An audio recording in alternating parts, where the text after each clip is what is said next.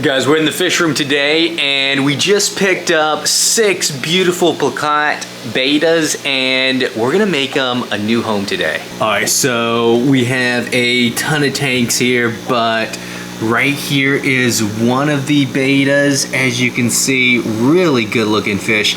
These are plakat bettas. I'm not 100% male or female yet. They're all short fin bettas, which is personally my favorite type of bettas, the short fin. Over here we have a beautiful white koi looking one. Good looking fish. Look at this betta, so much personality. Oh, and then we got, oh, this one is gorgeous. Pretty sure this one's a male. This one looks to be a koi mixed as well. I got these from a local breeder just about an hour away.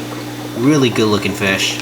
But one of these betta fish, we're gonna make a very special home for them.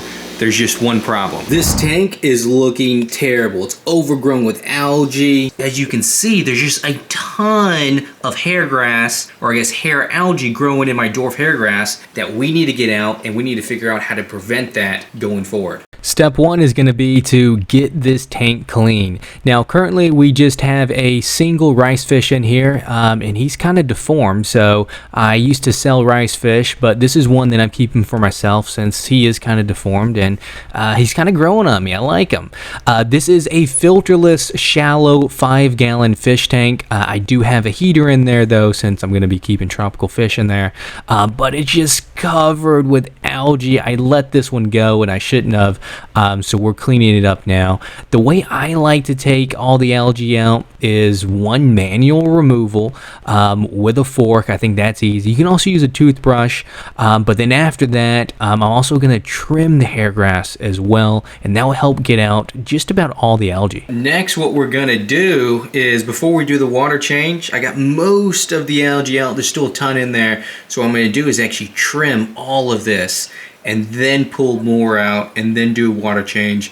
Then we're gonna rescape it so that it's less likely to grow algae. Now guys, this is one of my favorite parts, and I don't know why, but there's just something so satisfying of watching this dwarf hair grass get trimmed, but it's much needed. It was overgrown. It's gonna help get out all the algae. Guys, we're not even halfway done. Look at all that hair grass up top floating.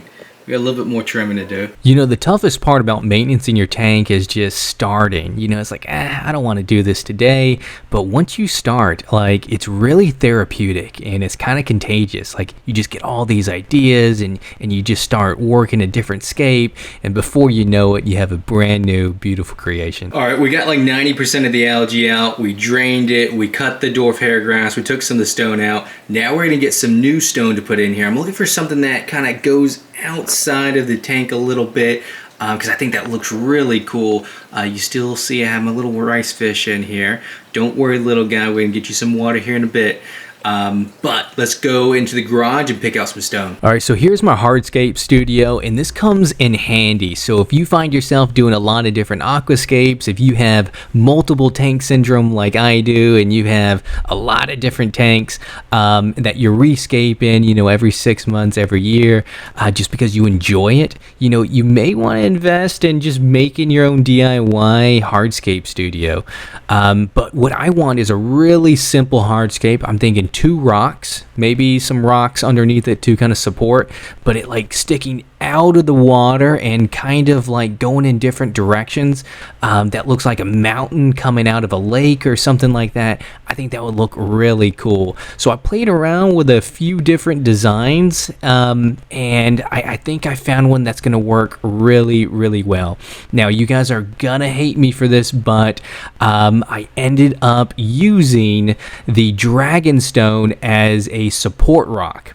Now, a lot of people like Dragonstone. It's like you should use a cheaper stone to be a support rock if you're not even going to see it. But in my opinion, I'm not a fan of Dragonstone. Some of you are going to hate me for saying that, but I personally don't like the way Dragonstone looks. So I'm going to use that as my support rock. Now, when I originally put it in here, I didn't want to use any support rock, but it wasn't sticking out of the tank enough. It just wasn't doing it for me. So I decided to take the rocks out, and this is where I'm going to use those Dragonstones that I had. And I only have a couple pieces to kind of elevate it out of the water even more, to have it more of a mountain type effect that I'm going for. And that Dragonstone was perfect. It elevated the rock, a few more inches outside of the scape, outside of the water, to kind of give it that look that I was going for. Now, I didn't use any glue or tie down at all. Instead, what I did is I positioned the Dragonstone kind of at an angle, so that whenever I put my Soryu stone on top of it, it kind of just wedged in and it created its own like secure friction fitted, I guess, base, if you would. So in this one, no need for any glue or anything like that. It took a little bit to get it the way I wanted, but I think it's looking good. So now let's drain the water, fill it back up, and see how it looks. Oh guys, this is starting to look really good. I'm liking the way it looks. We got to give it a little bit to clear up because I do have a dirt substrate, and of course some dirt is getting through, but it will settle in maybe about 30 minutes. But in the meantime, I think I need to lower this. This was designed whenever I had larger houseplants growing out. I'm not going to have houseplants in it this time, at least not that tall of a houseplant. So I think I'm going to chop that down so it's maybe a few inches above this rock. It'll allow more light, and I won't have to use that other bar light that I had on here before. And I think will really just complement the rocks really well. Now, before we can cut this down, we are going to have to take the light stand apart. This is a DIY light stand with a broken ring light. A lot of people ask me how I made this. It's pretty simple. Essentially, it's a piece of wood connected to the L bracket. The L bracket then connects to the bottom base that the tank sits on top of.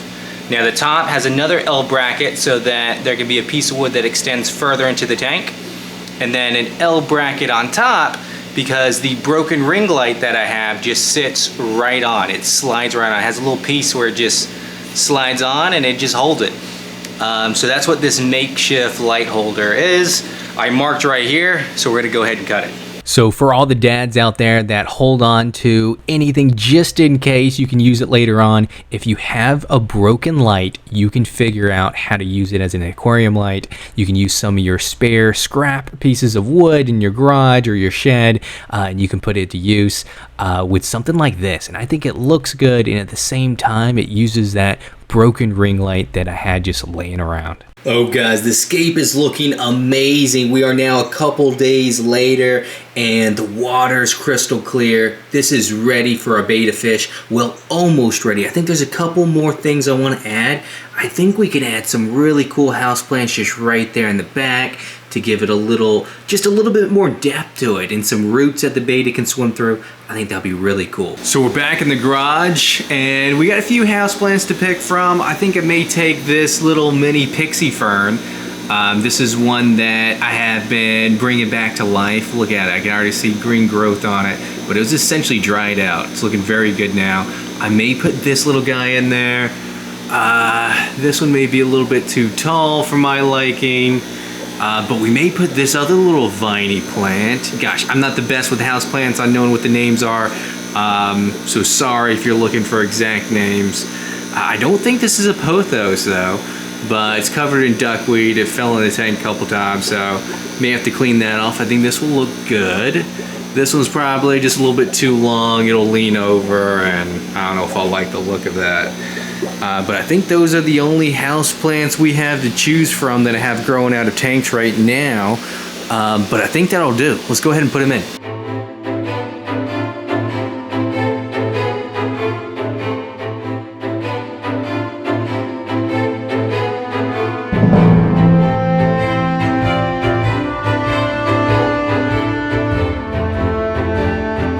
Is starting to look pretty good. We got some plants around the back, different viney type plants. I didn't put in the miniature fern, the pixie fern, because I just couldn't figure out a good way to display it. But this is what we have so far. It's looking pretty good. Now, before we grab one of the bettas, not sure which one we're gonna get yet. We even got one down here. That's a really good looking one. Look at that fella. And another one in here. Before we grab those, I think we're gonna grab some leaves and put them at the bottom of the tank, not covering the dwarf hairgrass. Just to add some botanicals in the tank. You know, bettas love your botanicals. This is just your normal backyard leaves, maple or oak leaves. We're gonna grab a couple of those. I think if we put some leaves back here in these bald spots and then some along the back there, I think that would be perfect. It won't interrupt any of the growth of the dwarf hairgrass, but still add a little bit of botanicals that they can sift around through and that little microorganisms can live in. So that's what we're gonna do.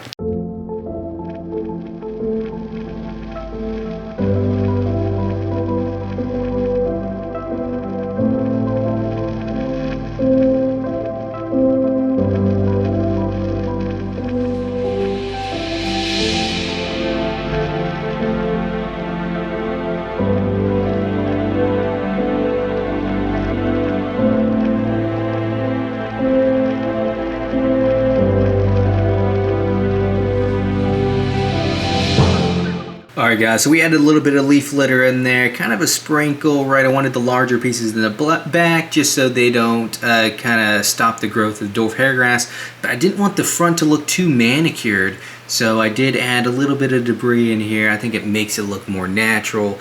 I'm liking how it comes together, but we still need to add a couple more things before we put the beta in. Alright, so this next creature that we're going to put in is crucial for the cleanup crew.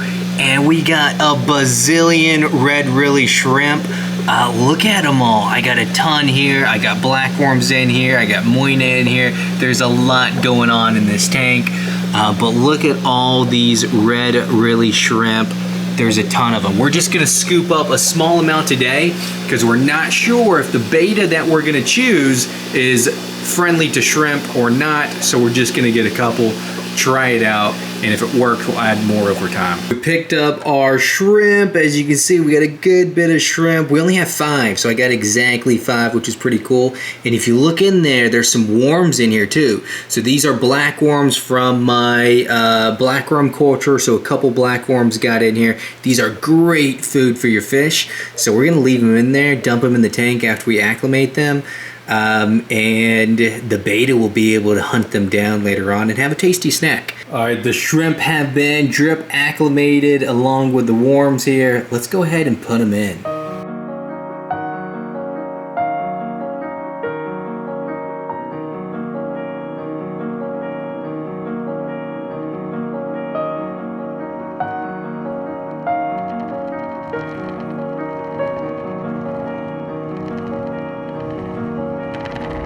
Alright, the shrimp seem to be looking good. They're not flying all over the place. That's how you know they've been acclimated well. They went straight to munching and exploring. You can see here's 1, 2, 3 of them. I know there's 5 in here in total. There was a cluster of blackworms back there, but I think they slowly crawled into the substrate. And they're gonna stick their heads out every once in a while, and it's gonna make a great snack for the beta. I also see a red lily all the way back there on the rock. He's venturing out. I love it. Now let's go ahead and get our beta fish in. So here's the lucky beta fish. We've caught him or her, I'm not 100% sure. And then we drip acclimate him so he or she is ready to go. I think this is a she. Now these are plakat betas, so they are short finned. So even the males have short fins, but it is a gorgeous looking beta. I'm gonna say it's a she because that's what I think it is, but I'm not an expert on betas. But she is looking lovely, and I think she would do perfect in this scape.